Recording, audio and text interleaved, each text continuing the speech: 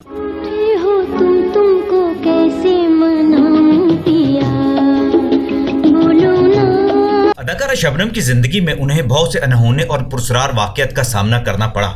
आम पाकिस्तानी तो मुमकिन है ये बात जानते नहीं होंगे कि अपने दौर की सुपरस्टार एक्ट्रेस शबनम सकूत ढाका के वक्त पाकिस्तान छोड़कर भाग गई थी। एक डर खौफ था जो उन्हें पाकिस्तान में जेर तकमील फिल्में छोड़कर 1971 की जंग के बाद पाकिस्तान से बांग्लादेश जाने पर मजबूर कर दिया और इसके लिए वो चोरी छुपे एक अदाकार की मदद से बॉर्डर क्रॉस करके पहले अफगानिस्तान पहुंची और फिर अफगानिस्तान से इंडिया में पनाह ली और फिर इंडिया से वो बांग्लादेश जा पहुंची। शबनम का ताल्लुक असल में बांग्लादेश से ही था। उनकी जन्मभूमि बांग्लादेश में ही थी, इसलिए उनका सबसे ज्यादा जो मोहब्बत और रचाव था वो बांग्लादेश के साथ ही था। लेकिन जब पाकिस्तान और बांग्लादेश के दरमियान जुदाई पैदा हुई, 1971 में एक सान्या पैदा हुआ, तो उस वक्त शबनम पाकिस्तान में बहुत सारी फिल्मों के अंदर एक्टिंग कर रही थी।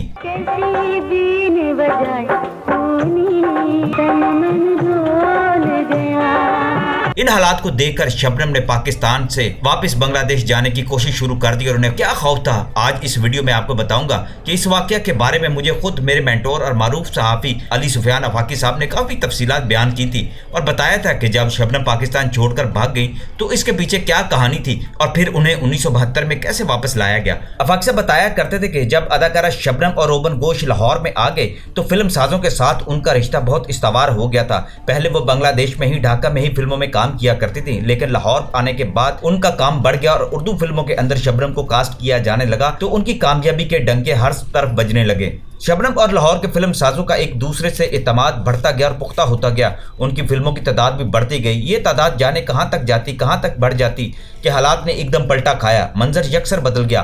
कुछ अपनों और कुछ बेगानों की साजिश से पाकिस्तान दो लख्त हो गया। इसका मशरकी बाजू इससे कट कर जुदा हो गया। दुनिया के नक्शे पर बांग्लादेश के नाम से एक नया मुल्क उभरा। बांग्लादेश बंगालियों का देश था, इसलिए बचे कुछ पाकिस्तानी जो बंगाली थे वो बेहद खौफजदा हो गए, कहीं वो पाकिस्तानियों के गम और गुस्से का निशाना न बन जाए, उनकी मोहब्बतें नफरतों में ना बदल जाएं। इसी फिक्र और अंदेशे ने उनके पैरों के नीचे से जमीन खींच ली थी और यहाँ से धीरे धीरे चुपके चुपके भागने लगे थे। शबनम और रोबन गोश भी बंगाली थे। फनकार होने के नाते वो ज्यादा हसास और मोहतात थे, इसलिए उन्हें भी ये फिक्र दामनगीर हुई और उन्होंने भी बांग्लादेश वापस जाने की ठान ली। एक दिन दोनों मियाँ बीवी अपने बेटे को सीने से लगाए बड़े खामोशी और राजदारी के साथ पाकिस्तान की सरहद पार कर गए। गरज बाबू इस छोटे से काफिले का मीरे कारवां था जिसने उन्हें अफगानिस्तान के रास्ते भारत पहुंचाया। वहां से उनके नए देश बांग्लादेश पहुंचने के रास्ते बहुत कुशादा थे। इसी कुशादगी का नतीजा था कि उन दिनों असम और मगरबी बंगाल से लाखों हिंदू बंगाली बांग्लादेश मुंतकिल हो गए थे। गरज बाबू अपने नाम के आईने में तो बंगाली नजर आते थे, मगर हकीकतन वो बंगाली न थे। अलबत्ता वो बंगालियों से हमेशा मोहब्बत करते थे। वो रहमान हो, सुल्ताना जमान हो, QM जमान हो, शबनम या रोबन गोश, कोई भी बंगाली फनकार या तकनीककार, सबके लिए वो हमेशा हर तरह की खिदमत अंजाम देने को तैयार रहते थे। सुल्ताना जमान और उसका आकाश शोहर QM जमान भी बांग्लादेश बनने के बाद पाकिस्तान में फंस गए तो गरज बाबू ने उनकी फांस निकाल दी और दोनों मियाँ बीवी को किसी तरीके से लंदन पहुंचा दिया। गरज बाबू एक छोटा सा अदाकार था, मगर पब्लिसिटी का बहुत ज्यादा ख्वास्तगार था।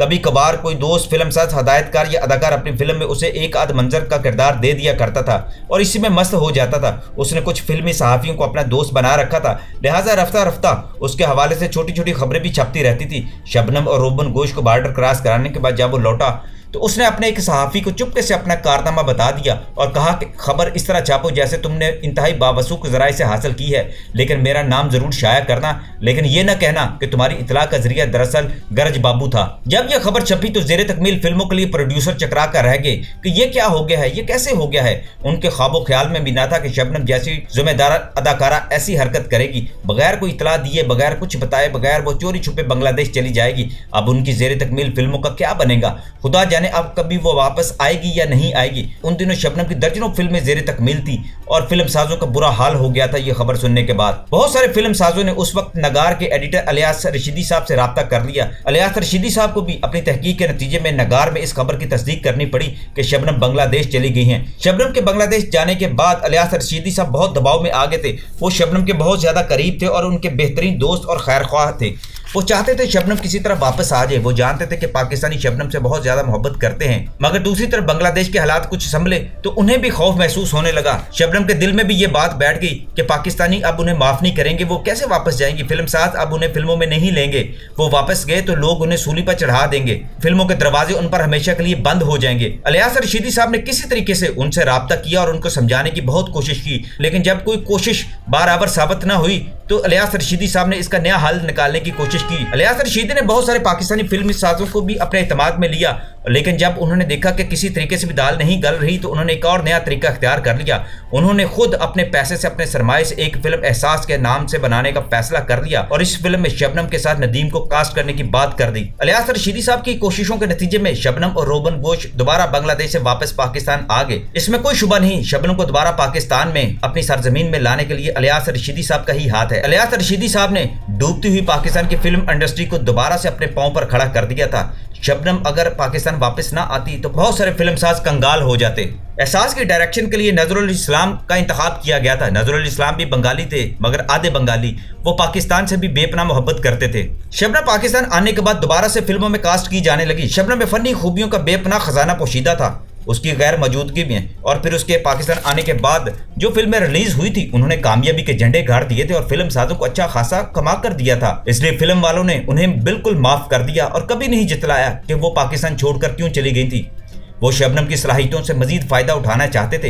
यूं भी वो इलियास साहब को नाराज नहीं करना चाहते थे, क्योंकि इलियास साहब अब शबनम के भी मेंटोर थे। कुछ फिल्म साजों ने तो एहसास की तकमील के दौरान ही इलियास साहब के समझाने बुझाने पर शबनम को दोबारा कास्ट कर लिया था, जबकि एहसास की नुमाइश के बाद चंद प्रोड्यूसर्स ने अपनी फिल्मों में कास्ट करने पर मजबूर हो गए थे कि इस जैसी बासलाहियत फनकारा आसानी से नहीं मिल सकती। दोबारा पाकिस्तान आने के बाद शबनम को पाकिस्तान में बेपनाह मोहब्बत मिली और वो हमेशा इस पर फख्र करती रही हैं। 1990 के बाद शबनम दोबारा बांग्लादेश चली गई थी, लेकिन वो कभी कभी पाकिस्तान आ जाती हैं और पाकिस्तान के साथ अपनी यादों को हसीन यादों के तौर पर याद करती हैं। पाकिस्तान भी उनके लिए अपने देश जैसा है।